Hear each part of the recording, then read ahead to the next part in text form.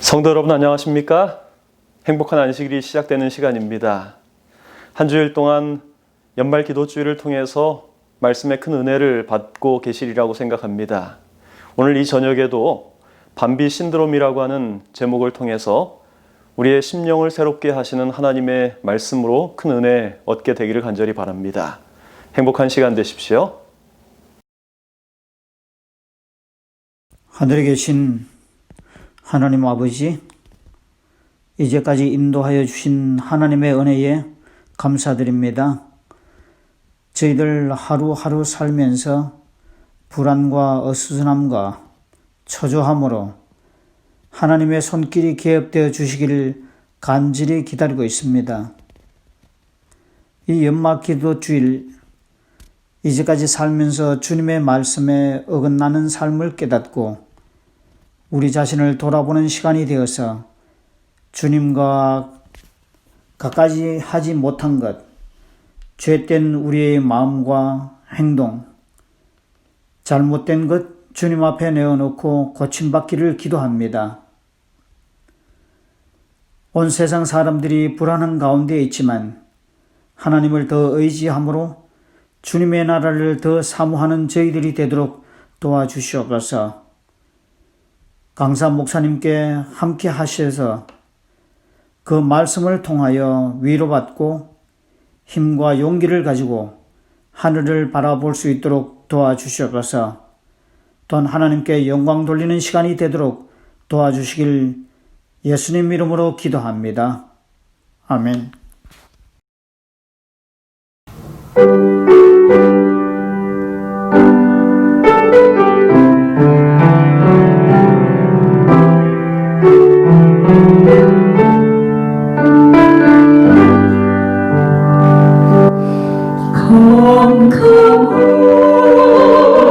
컴컴한 인생길 홀로 걸어가며 지치고 나요. 내 영혼 긴장이 들었었네. 어두운 지향에 길을 걸어가다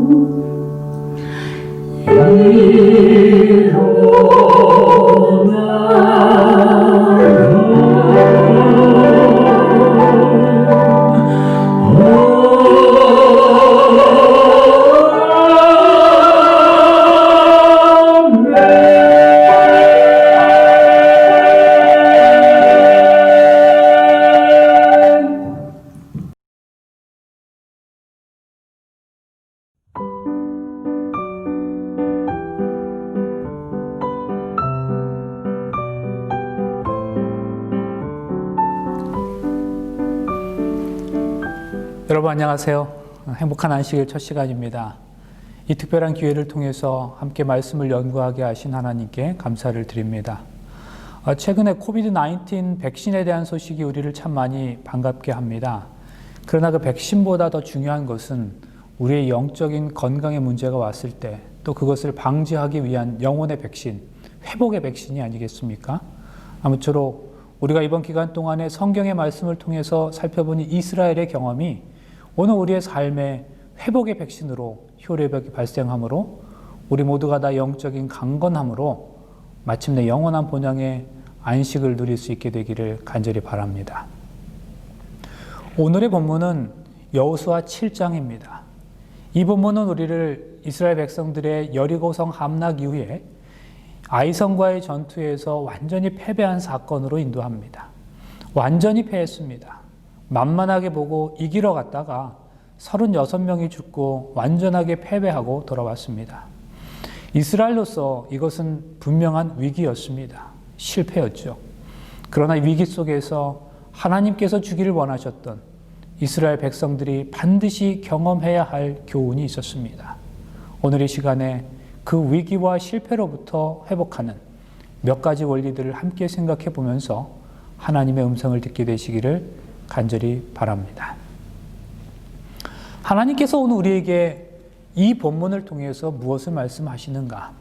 첫 번째, 우리는 우리의 인생을 살아가면서 우리가 속한 직장 공동체, 가정 공동체, 그리고 교회 공동체가 실패의 위기를 경험할 수 있습니다. 그런데 그 실패가 또 그 위기가 주는 교훈이 있는데 그것은 바로 그 실패와 위기는 항상 공동체 의식 회복의 기회가 된다는 것입니다. 무엇이라고요? 위기는 공동체 의식의 회복의 기회라는 사실입니다. 자, 성경 함께 보시겠습니다. 여호수아 7장 1절인데요. 이스라엘 자손들이 온전히 바친 물건으로 말미암아 범죄하였으니 이는 유다 지파 세라의 종손 삽디의 손자 갈미의 아들 아간이 온전히 바친 물건을 가졌음이라. 여호와께서 이스라엘 자손들에게 진노하시니라. 이스라엘 자손들이 바친 물건을 인하여 범죄하였으니, 여기서 우리가 깊이 생각해 보아야 할 내용이 있습니다. 여러분, 이 범죄가 구체적으로 무엇을 의미하는지 또 누구의 범죄인지 우리는 잘 알고 있습니다. 실제로 1절 중반부에는 그것이 아간의 범죄임을 분명하게 다루고 있습니다. 이는 유다 지파 세라의 증손 삽디의 손자 갈미의 아들 아간이 온전히 바친 물건을 가졌습니다.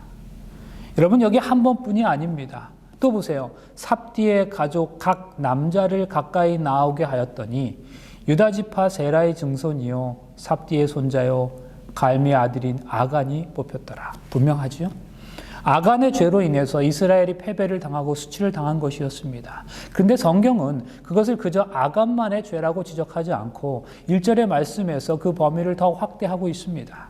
성경은 그것이 이스라엘 자손 전체의 죄라고 지적하고 있습니다. 이스라엘 자손들이 온전히 바친 물건으로 말미암아 범죄하였으니. 여러분, 이것이 무엇을 말합니까? 이것은 하나님께서 이 범죄를 아간 한 사람의 죄악이 아니라 이스라엘 민족 전체의 죄악으로 보셨다는 것입니다. 누가요? 하나님이에요. 하나님의 시각은 달랐다는 겁니다. 하나님은 어느 한 사람, 아간의 죄를 그 한 사람만의 죄가 아니라 그가 속한 공동체 전체의 죄악으로 확대 해석하여 보셨다는 겁니다. 그러면 여러분, 하나님은 왜 이러한 반응을 보이셨을까요? 개인과 공동체는 매우 유기적인 관계를 가지고 있기 때문입니다. 그래서 한 사람의 죄를 공동체 전체가 짊어지게 하는 것입니다. 한 사람의 죄악으로 인해서 공동체 전체가 수치를 당하게 되는 것입니다. 그래서 아간 한 사람의 죄악으로 인해 이스라엘 전체가 패배를 당하게 되었습니다. 여러분, 이 원리는 우리 삶에서도 적용되고 있습니다. 우리 가정에서 가장 한 사람이 또는 가족 구성원 한 사람이라도 나 하나쯤 하고 죄악의 길로 들어서기 시작하면 그 사람의 문제로만 끝나는 게 아니라 가족 공동체 전체가 아픔을 경험하고 수치를 경험하고 고통을 받게 되는 거지요. 그래서 성경은 끊임없이 한 사람의 중요성을 강조하고 있습니다. 나 한 사람으로 인해서 내가 속한 공동체가 수치를 당할 수도 있고 행복해질 수도 있는 겁니다. 그래서 하나님께서는 오늘 우리에게 무엇을 말씀하시는가? 우리 인생길을 열심히 달려가다가 누군가가 실패의 경험을 하게 될 때에 그 아간 한 사람만의 문제가 아니라 아간이 속한, 그리고 나 자신이 속한 공동체 전체의 모습을 돌아보라고 말씀하시는 겁니다. 한 사람의 죄악의 모습을 통해서 공동체 전체의 모습을 돌아보고 회개를 촉구하시는 겁니다. 왜냐하면 그 한 사람의 죄악의 문제를 넘어서서 그 개인이 속한 공동체의 죄악으로 간주하시는 하나님의 그 생각 때문입니다. 느헤미야 이야기를 잠깐 생각해 보겠습니다. 이스라엘 전체 공동체가 죄악 가운데 있을 때에 하나님께서는 그 민족을 바벨론의 손에 넘겨주셨습니다. 바벨론 포로 기간 중에 이스라엘 백성들이 그 이방 땅에서 자식들을 낳아 기르면서 시간이 보내게 되죠. 그러던 중에 이 느헤미야라는 사람이 아닥사스다 왕의 술 맡은 관원이 됩니다. 하루는 느헤미야의 친동생 하나니가 조국 유다 땅으로 돌아갔다가 다시 몇 사람들을 데리고 느헤미야에게로 왔습니다. 아마 하나니는 에스라가 주도했던 제2차 포로 귀환 시에 예루살렘으로 돌아갔었던 것으로 보입니다. 그리고 어쩐 일인지 모르겠지만 반면에 느헤미야는 아마도 왕궁의 고위직에 있었기 때문인지 모르겠지만 계속 페르시아에 남아 있었던 것으로 생각돼요. 조국으로 돌아갔던 하나니는 예루살렘의 형편이 극도로 어려워진 상황에 대하여 역경을 무릅쓰고 다시 유다에서 수산까지 수백 킬로미터를 돌아와서 예루살렘의 형편에 대해서 형에게 전했습니다. 느헤미야가 동생 하나니의 말을 들어보니 고국에 돌아간 유다 백성들은 큰 어려움을 겪고 있고 또 예루살렘의 성벽은 무너지고 그 성문은 불탄 채 방치되어 있다는 것이었습니다. 이 말을 들은 느헤미야는 하나님의 전과 고국에 대한 그리움이 사무치게 되었습니다. 그래서 그는 하나님께 기도하기 시작해요. 그런데 이 느헤미야의 기도가 얼마나 아름다운지 모릅니다. 이제 종이 주의 종들인 이스라엘 자손을 위하여 주야로 기도하오며 우리 이스라엘 자손이 주께 범한 죄들을 자복하오니 주는 귀를 기울이시며 눈을 여시사 종의 기도를 들어 주시옵소서. 나와 내 아버지의 집이 범죄하여 주를 향하여 크게 악을 행하여 주께서 주의 종 모세에게 명하신 계명과 율례와 규례를 지키지 아니하였나이다. 여기 보세요. 나와 내 아버지 집이 범죄하여 주를 향하여 크게 악을 행했다고요. 그가 하나님의 계명과 율례와 규례를 지키지 않았다고 회개하는 장면입니다. 그런데 그 회개의 시작이 어떻게 시작합니까? 바로 나와 이렇게. 여러분, 느헤미야는 바벨론 포로 3세대 사람이었어요. 그는 이스라엘 백성들이 포로로 잡혀와야 할 만큼 하나님을 떠나 범죄했던 그 죄악과는 전혀 상관없는 사람이었어요. 왜요? 그는 이미 포로로 잡혀와 있었던 사람들 속에서 태어나 성장한 사람이었기 때문이에요. 그러니까 적어도 이스라엘 백성들의 멸망과 포로의 원인이 되었던 그 범죄와는 직접적으로 상관이 없었던 사람이에요. 물론 그가 하나님 앞에서 완전한 사람이 아니었겠지만 적어도 이스라엘의 멸망과 포로기의 원인이 되었던 그 죄와는 거리가 멀었다는 말씀이에요. 그것은 그의 아버지 세대의 죄고 할아버지 세대의 죄악 때문이었어요. 그런데 그가 회개하며 기도할 때에 자신이 속한 공동체의 죄악을 나의 죄로 간주했다는 거예요.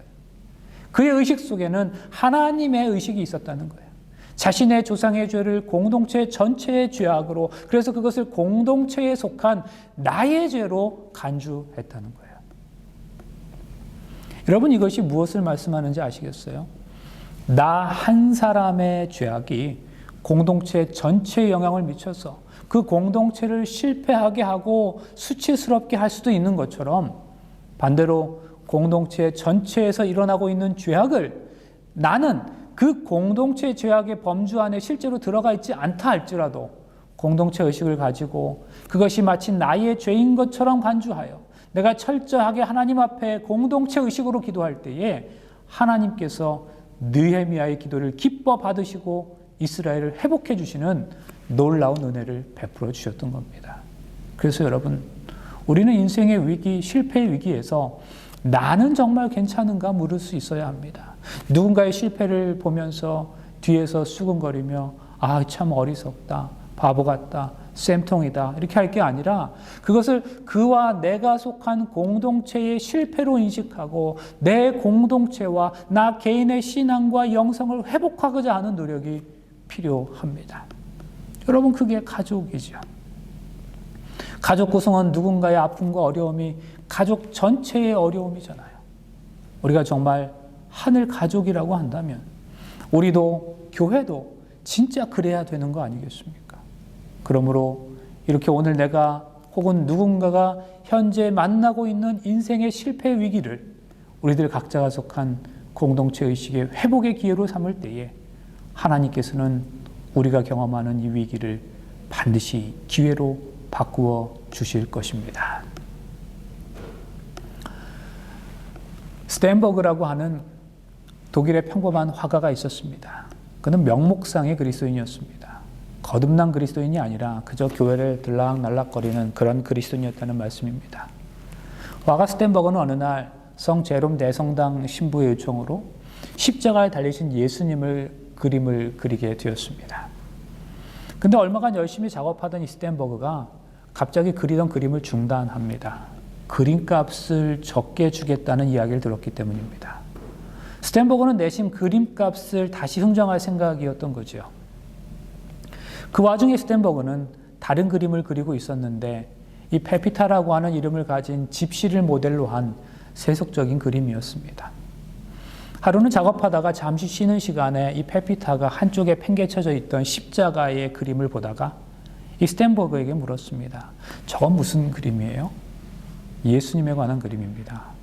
아, 저 모습이 바로 십자가에 못 박히신, 그래서 그렇게 돌아가신 예수님의 모습이군요. 그렇습니다. 그 사연이 뭐지요?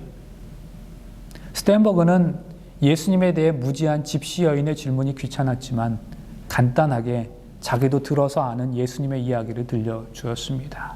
예수님은 베들레헴에서 나셨고 수많은 병자들을 고쳐주셨고 착한 일을 많이 하시다가 우리를 위해 십자가에 못 박혀 돌아가셨다고. 그런데 그 이야기 듣던 여인이 눈물을 흘리며 슬퍼하는 것입니다. 스텐버그는 이 여인을 달래며 위로했습니다. 잠시 후에 여인이 스텐버그에게 이렇게 물었습니다. 저분이 선생님의 죄를 위해서도 십자가에 못 박히셨나요? 그렇다면 저분이 선생님을 무척 사랑하셨겠네요. 그러니까 그 아픈 십자가를 지셨죠.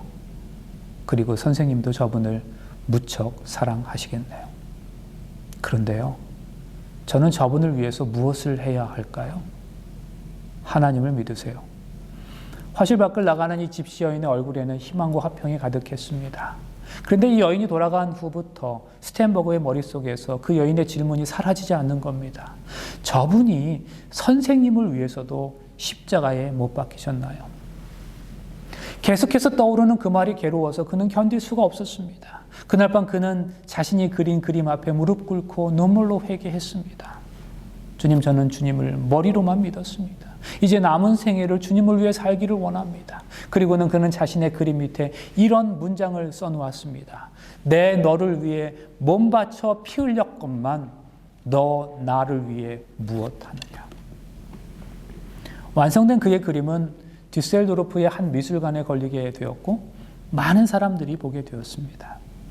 그러다 어느 날 진센돌프라고 하는 유명한 젊은 백작이 이 미술관의 그림을 구경하러 왔습니다. 이 그림 저 그림을 구경하다가 한 그림에 한참 그의 눈이 멈추었습니다. 그것은 바로 예수 그리스도께서 십자가에 달려 죽으신 그 그림이었어요. 그의 머리에는 가시면류관이 쓰여 있었습니다. 그의 양손에는 큰 대못이 박혀 있었습니다. 그리고 그의 허리는 창에 찔린 채 피가 흘러내리는 그런 그림이었습니다.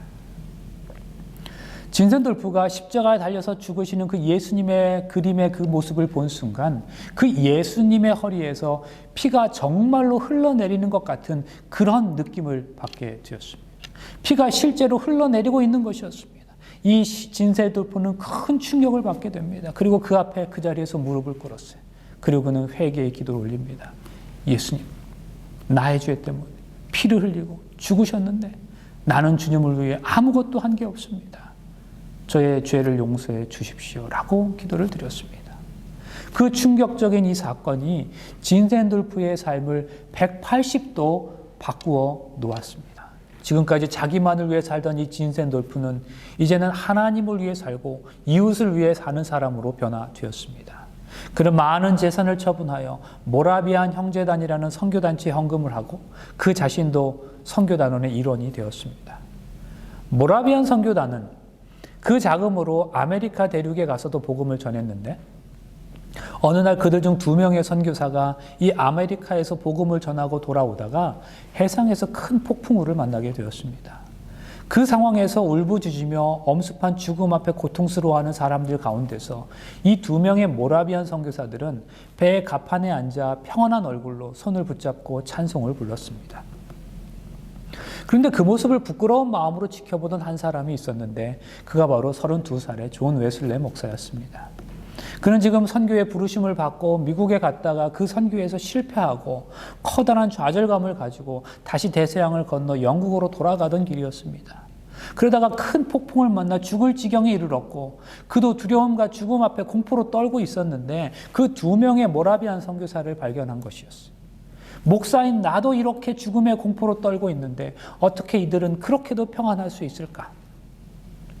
그리고 그는 그 모라비안 선교사들의 모습에 찔림을 받아서 하나님 앞에 진정한 회개를 하게 되고 그도 역시 모라비안 형제단원의 단원이 되어 전 영국을 돌아다니며 영국의 부패화재를 하나님 앞에 회개하게 하고 돌아오도록 외치기 시작했습니다. 그리고 수많은 영국 사람들이 웨슬레가 주도하는 부흥운동의 영향으로 주님으로 앞으로 돌아오게 되었어요. 그러면서 그를 통해 시작된 것이 오늘날 감리교단입니다. 여러분, 제가 지금 무슨 말씀을 드리려는지 아시겠어요? 영국 공동체의 회복과 부흥의 시작이 집시 여인 한 사람의 회심에서부터 시작되었다는 거예요. 여러분, 그 한 사람, 그 여인의 회심이 공동체에 무슨 의미가 있겠어요?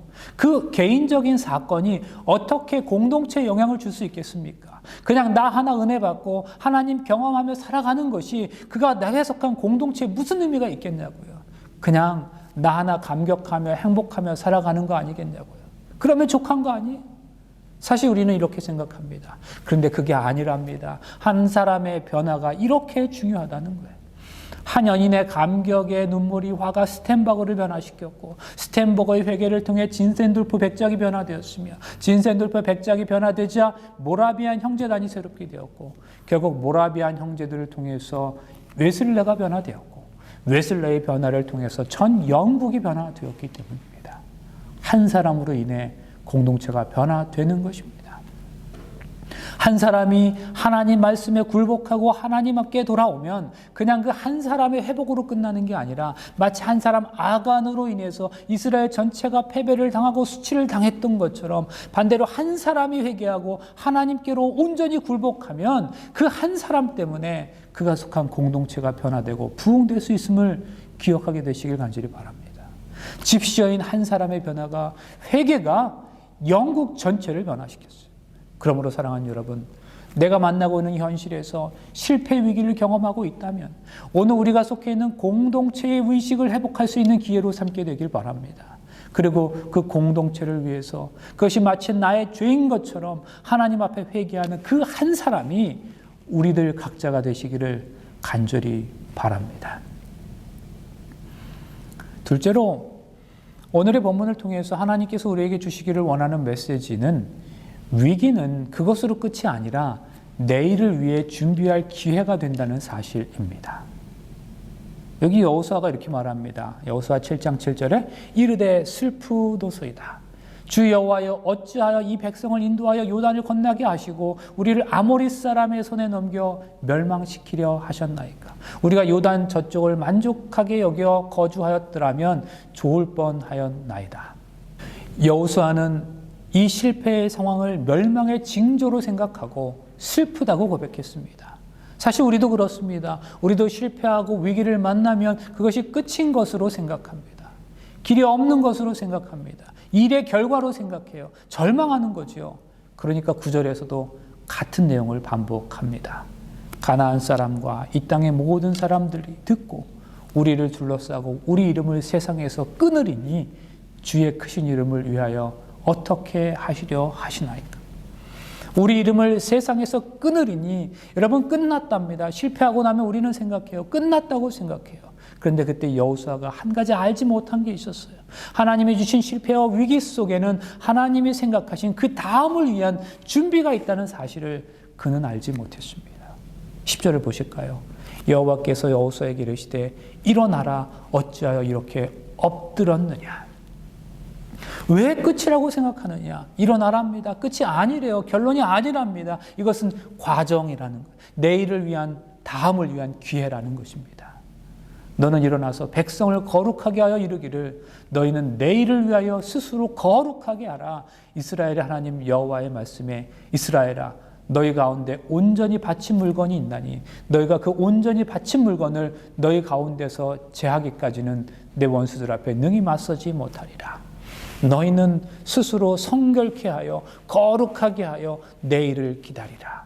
내일을 기다리라. 일어나라. 여호수아야 끝난 게 아니야. 지금 이 실패의 자리에서는 그 다음이 너는 보이지 않겠지만 이게 끝이 아니랍니다. 그런데 우리는 위기의 자리에 있으면 우리 가정은 이렇게밖에 못 사는구나. 이게 끝이구나 하고 생각하는 거죠. 그런데 여러분 하나님의 시각에서는 그게 끝이 아니랍니다. 지금은 끝난 게 아니래요. 일어나랍니다. 왜요? 내일을 준비하래요. 미래를 준비하랍니다. 일어나서 내일을 위하여 준비하라는 거지요. 오늘의 실패와 위기는 끝이 아니랍니다. 베드로는 예수님을 3번 부인했어요. 그리고 예수님께서 십자가에 죽으신 다음에 끝이라고 생각했어요. 결과였죠. 그래서 친구들을 데리고 다시 갈릴리 바다로 돌아갔습니다. 그때 예수님이 찾아오시지요. 예수께서 그에게 3번씩이나 당신을 사랑하냐고 물으셨어요. 그리고 내 양을 돌보라고, 내 양을 치라고, 내 양을 먹이라고 말씀하셨어요. 이 실패의 자리가 끝이라고 생각했던 베드로에게 예수님이 찾아오셔서 내일을 준비해 주셨습니다. 그 실패가 끝이 아니라 그것이 과정임을 가르쳐 주셨습니다. 네가 왜 실패했는지 아니? 문제는 사랑이 문제였다고 말씀하시는 거예요. 이 실패를 통해서 네가 얼마나 하나님을 사랑하고 있었는지 다시 너를 돌아보고 다시 그 사랑을 회복하랍니다. 다시 시작하래요. 내일을 향해 다시 달려나가랍니다. 사도 바울은 율법을 따라가면서 스데반을 돌로 쳐 죽였습니다. 하나님에게는 원수 같은 대적자예요. 바울이 다메섹 도상에서 예수 그리스도를 만나고 스스로가 그 사실을 깨달았을 때 그는 이미 눈이 멀었어요. 비늘이 그에게 덮였어요. 바울이 그 충격의 식음을 전폐하고 있을 때 하나님은 당신의 종을 보내셔서 말씀하십니다. 그는 이방인을 위한 나의 그릇이라고. 나는 실패자입니다. 나는 하나님의 원수입니다. 그래서 모든 것이 끝난 것 같았습니다. 그 충격 속에 휩싸인 바울에게 하나님 말씀하십니다. 너가 이방인을 위한 내일이라는 거예요. 그릇이라는 겁니다. 우리는 끝났다고 생각하는 자리가 우리 주님에게는 끝이 아니랍니다. 과정이래요. 그 실패의 자리에서 여호수아도 낙심하고 베드로도 사도 바울도 끝이라고 생각했지만 하나님은 그것이 끝이 아니라고 말씀하십니다. 과정이래요. 일어나라. 그리고 이제 이방인들을 위해 뛰어라고 말씀하시는 거예요. 여러분 사실 생각해 보세요. 인간적으로 눈으로 보면 예수님도 실패자죠. 그분은 이 땅에서 딱 12명의 제자를 두셨는데 그런데 그 12명이 다 실패했어요. 다 예수님을 버리고 도망갔습니다. 한 사람은 예수를 파락 넘기까지 했어요. 예수님 십자가에서 다 벗겨지신 채 알몸으로 돌아가셨습니다. 인간의 눈으로 보면 그것은 완전한 수치고 비참한 결말이었습니다. 그런데 우리 하나님은 어떻게 하셨습니까? 그 실패의 자리에 그 십자가에서 온 인류를 위한 내일을 준비하셨습니다. 온 인류를 새롭게 살 길을 준비하셨어요. 솔직히 지난 우리의 삶을 돌아볼 때에 우리의 인생에 항상 좋은 일만 있었던 것은 아니지 않습니까? 그런데 그 순간에는 정말 어렵고 힘든 일이 분명했는데 그것으로 우리의 수명이 끝나지 않은 것은 그 실패와 어려움 속에서 내일을 바라보고 하나님의 음성을 의지했기 때문이 아닙니까? 여러분, 내 인생의 실패 위기를 만났습니다. 그런데 그게 끝이 아니랍니다. 여러분, 이 코비드-19이 끝이 아니래요. 하나님은 그 과정을 통해서 그 다음을 또 준비하시는 겁니다. 혹시 지금 우리의 삶에서 힘들고 어렵고 버거운 인생의 실패와 위기를 경험하고 계시다면 오늘 하나님 말씀하십니다. 그것이 끝이 아니랍니다. 일어나랍니다. 일어나서 반드시 내일을 준비하랍니다. 오늘 이 실패를 통해 반드시 내가 주는 하나님의 말씀을 먹고 그 말씀으로 내일을 준비할 때에 하나님은 그 실패를 아름다운 소망으로 바꾸어 주실 것을 믿게 되시기를 간절히 바랍니다. 여러분, 우리가 예배하는 하나님은 우리의 실패를 절대로 낭비하시지 않으세요. 우리의 실패의 위기를 절대 버리시는 분이 아니에요. 버리는 건 우리가 버리는 거예요. 오늘 우리 하나님은 우리가 실패 현장을 만나면 다 끝났다가 아니라 그것은 그저 과정일 뿐이다. 그 실패를 절대로 포기하지 말고 내일을 준비하라고 말씀하십니다. 여러분, 이 음성을 가슴에 새기실 수 있게 되기를 간절히 바랍니다. 세 번째입니다. 위기는 거룩함 회복의 기회이죠. 다시 한번 반복합니다. 여러분, 문제를 만나셨습니까? 어려움이 있습니까? 위기를 찾아오셨습니까? 계획하고 준비해오던 어떤 일이 엎어지는 경험을 하셨습니까? 실패를 경험했습니까? 그렇다면 기억하세요. 오늘 우리의 인생에서 만나는 위기는 우리의 또 우리가 속한 공동체 전체의 거룩한 회복의 기회라는 사실입니다. 너는 일어나서 백성을 거룩하게 하여 이르기를 너희는 내일을 위하여 스스로 거룩하게 하라. 여호수아 7장 13절입니다. 뭐라고요? 일어나라 그랬어요. 근데 그 일어나는 방법이 무엇입니까? 실패를 통한 위기를 극복하기 위해서는 자신을 돌아보라고 말씀하는 거예요. 세속적인 더러움을 정리하라고 말씀하는 거예요. 거룩을 회복하라는 것이지요. 우리 삶에서 어떤 실패나 문제를 경험하면 이게 그냥 경제 문제구나, 자녀 문제구나 이렇게 생각하고 지나가지 말라고 말씀하세요. 이 과정에서 우리들 각자가 반드시 벗어버려야 하는 죄의 문제가 있다는 사실입니다. 그런 그들 앞에서 하나님은 성결케 하라고 말씀하십니다. 거룩을 회복하라는 거죠. 그런데 여러분 아세요? 이 거룩이라는 말의 히브리어 단어는 카다시인데 그 의미는 구별하다라는 뜻을 가지고 있습니다. 그러면 여러분, 어느 쪽을 향하여 구별하는 것입니까? 당연히 하나님을 향하여 구별하는 게 거룩이에요. 똑같은 돈이라도 그것이 하나님을 향해 구별되면 성물이 됩니다. 똑같은 건물이라도 그것이 하나님을 향해 구별되니까 그것이 성전이 되는 거예요. 똑같은 것이라도 하나님을 향하여 구별하면 그것이 곧 거룩이고 구별인 것이죠. 그러면 여러분, 이스라엘의 죄가 무엇인가? 자, 이제 지금 살펴볼 성경절을 보시면 아간 한 사람 때문에 거룩에 대한 문제가 발생한 것이 아님을 알 수 있습니다. 여기 보세요. 그에게 이르되 백성을 다 올라가게 하지 말고 2-3천 명만 올라가서 아이를 치게 하소서. 그들은 소수니 모든 백성을 그리로 보내어 수고롭게 하지 마옵소서.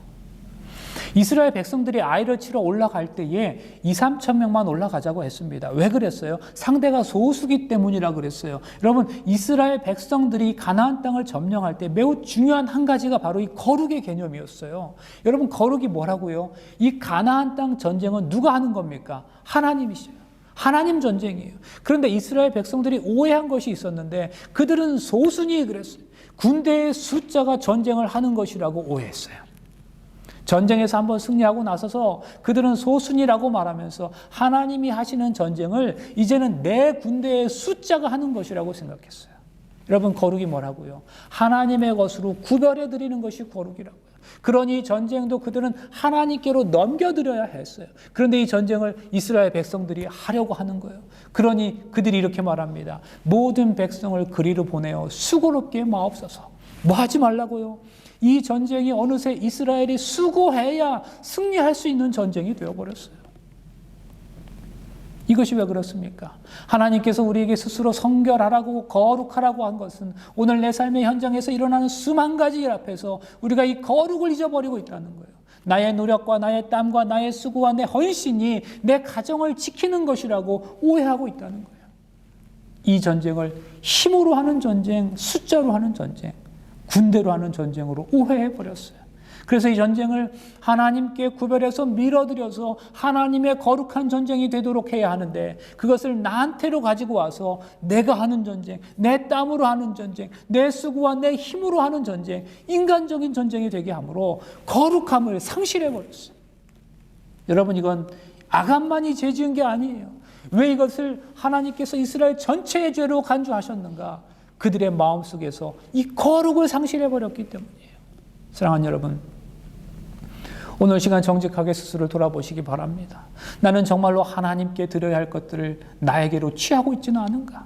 그것이 재물이든 영광이든 싸움이든 삶의 주도권이든 무엇이라 할지라도 하나님의 것으로 구별하지 못하면 우리 삶에서 거룩함을 상실해버리고 마는 거예요. 하나님을 향하여 하나님의 것을 하나님의 자리로 구별하여 돌려드리는 우리 모두의 거룩한 삶이 되시기를 간절히 바랍니다. 이제 말씀을 정리하려고 합니다. 우리 하나님 참 좋으신 분이에요. 죄인이 누군지 딱 집어내시면 되는 거 아니겠어요? 그런데 보세요. 너희는 아침에 너희 지파대로 가까이 나오라. 여호와께 뽑히는 그 지파는 그 족속대로 가까이 나올 것이고 여호와께 뽑히는 족속은 그 가족대로 가까이 나올 것이고 여호와께 뽑히는 그 가족은 그 남자들이 가까이 나올 것이며 온전히 바친 물건을 가진 자로 뽑힌 자를 불사르되 그와 그의 모든 소유를 그리하라. 이는 여호와의 언약을 어기고 이스라엘 가운데서 망령된 일을 행하였습니다 하셨다 하라. 왜 하나님은 아간 너희로 나와 이렇게 하지 않으셨을까요? 하나님께서는 12지파 중 한 지파를 뽑도록 하셨어요. 그렇게 하기까지는 정말로 많은 시간이 걸려야 했어요. 그리고 그렇게 해서 뽑힌 지파 중에 또 수많은 족속들 가운데서 한 족속을 뽑도록 하셨어요. 그 족속 중에서 또 한 가문을 뽑게 하셨어요. 그리고 가문들 중에서 남자들을 뽑게 하셨어요. 그 남자들 중에서 아간을 뽑으셨습니다. 여러분, 하나님께서는 왜 이렇게까지 하셨을까요? 거룩함을 잊어버렸던, 또 그렇게 잃어버렸던 이스라엘 백성들을 향해서 왜 이렇게 하셨을까요? 그것은 바로 심판이 갑자기 오지 않고 천천히 오면서 그들에게 회개의 기회를 주시기 위함이었습니다. 거룩함을 잊어버렸어요. 하나님께 드리지 못했습니다. 그런데 하나님께서는 우리를 바로 죽이시지 않으셨어요. 아골 골짜기에 우리를 바로 묻어버리지 않으셨어요. 아간이 묻힌 골짜기, 그 아골 골짜기는 죽음의 골짜기예요. 그런데 하나님께서는 우리를 그곳에 바로 묻으시는 게 아니에요. 점점 천천히 다가오시는 겁니다. 하나님이 기다리시는 거예요. 실패의 위기에서 우리에게 거룩함을 회복하도록 회개할 기회를 주신 것이죠. 그런데 아간은 그런 기회를 놓쳐버리고 말았어요. 아간, 그 미련퉁이 도대체 왜 그랬대? 여러분, 우리는 그러고 지나가면 안 돼요. 우리도 똑같아요. 하나님께서는 거룩을 잃어버린 우리를 향해 회개의 기회를 주시기 위해 오늘도 천천히 우리에게 다가오시는 거예요. 그런데 그 시간에 우리는 회개할 수 있어야 돼요. 아골 골짜기는 사망의 골짜기예요. 아간이 거기서 죽었어요. 근데 여러분 아세요? 그 아골 골짜기의 결론은 사실 그렇게 끝나는 게 아닙니다. 시간이 지나서 이 이야기가 호세아서에서 다시 반복되고 있습니다.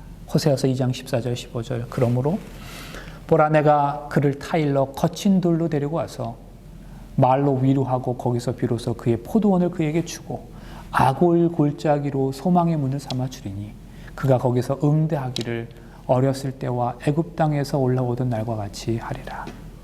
여기 보세요. 아골 골짜기로 소망의 문을 만들어 주시겠다고 약속하셨습니다. 여러분, 어떻게 죽음의 골짜기인 그 아골 골짜기가 소망의 문이 될 수 있을까요? 우리는 호세아서의 이야기를 잘 알고 있습니다. 호세아는 하나님을 상징하죠. 호세아의 아내는 남편 호세아를 떠나서 다른 남자에게 갑니다. 그러면 하나님은 호세아를 통해서 그 여자를 데려오게 하십니다. 하나님께서 당신의 사랑과 그 마음을 이야기하신 거예요.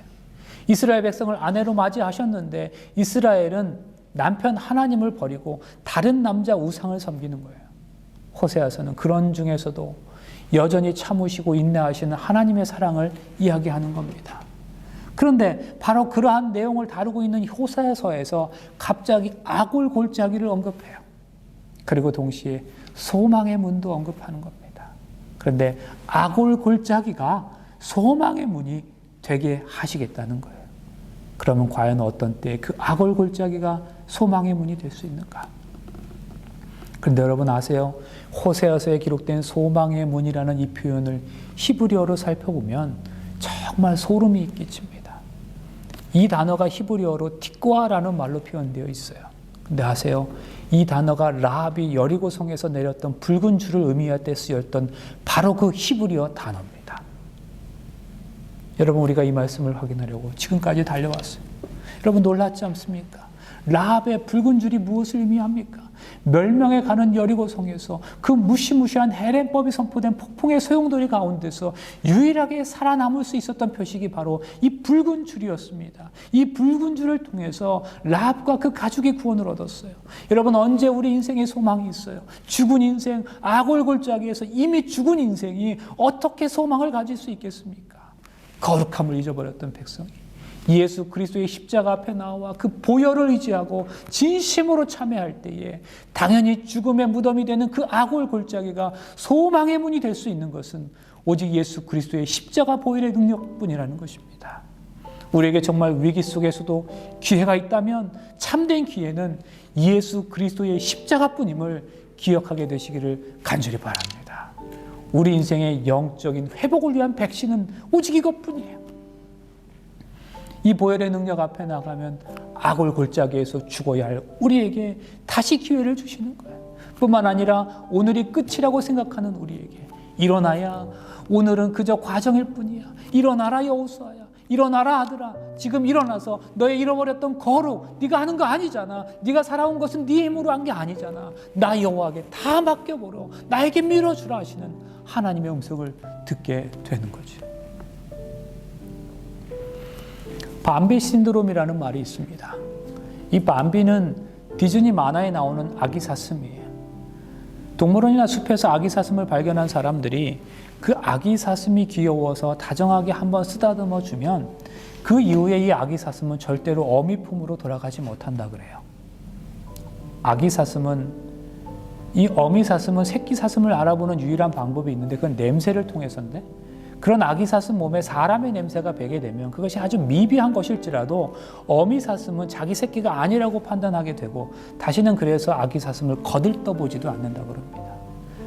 마찬가지로 다른 어떤 암사슴도 이 새끼 사슴을 받아주지 않기 때문에 아기 사슴은 일족에게서 버림받는 신세로 전락하고 맹수나 어떤 위험으로부터 아무런 보호를 받을 수 없게 되고 결국은 죽어버리는 경우가 대부분이랍니다. 사람의 그 터치가 죽음을 불러오는 셈이 된 거죠. 여러분 우리는 거짓의 아비 사단의 터치로 인해 죄의 냄새를 가지고 살아갈 수밖에 없는 존재가 되어버렸어요. 그 죄의 냄새로 인해 우리와 하나님과의 관계는 단절되고 말았습니다. 영적인 밤비 신드롬을 우리도 겪게 된 거예요. 그래서 우리와 하나님과의 거리가 너무나 멀어져 버렸어요. 그러나 그럼에도 불구하고 우리 하나님은 우리가 살 길을 마련해 주셨습니다. 그것이 바로 티크와 붉은 줄 영적 회복의 백신입니다. 여러분 내 인생에서 오직 이 붉은 줄만을 의지하며 살아가기로 다시 한번 결심하실 수 있게 되기를 간절히 바랍니다. 우리가 그러한 분명한 생각과 의식을 가지고 십자가 앞에 나아가 진정으로 회개할 때에 하나님께서는 아골 골짜기에서 죽을 수밖에 없는 우리 영혼들을 소망의 문을 통하여 영원한 생명을 선물로 주실 것을 믿으시고 또다시 새롭게 주어질 새로운 한 해를 앞으로의 내 인생을 그렇게 살아가시는 우리 모두가 되시길 간절히 바라면서 말씀을 마치겠습니다. 이제 함께 기도하시겠습니다. 사랑의 하나님 감사합니다. 우리가 살아가는 공동체에서 경험하는 어느 한 개인의 또 누군가의 문제나 위기가 우리 모두가 속한 공동체 문제임을 깨닫게 하시니 감사합니다. 누군가의 문제를 통하여 우리 스스로를 정직히 돌아보게 하시고 우리 공동체 영성을 회복하는 기회가 되게 하여 주시옵소서. 또 우리 문제의 상황이 그것으로 끝이 아니라 더 큰 회복을 위한 준비의 기간임을 깨닫게 하시니 감사합니다. 하나님, 병들어 있는 우리 영적인 삶에 백신이 정말 필요합니다. 죽을 수밖에 없는 우리 삶에 붉은 줄의 백신, 예수 그리스도 보혈의 피를 허락하여 주시니 감사합니다. 오늘 깨닫게 하신 이 말씀을 우리 매일의 삶에서 기억하고 실천하는 가운데 소망의 문을 경험하는 삶이 되게 하여 주시옵기를 예수님의 이름으로 간절히 기도하옵나이다. 아멘.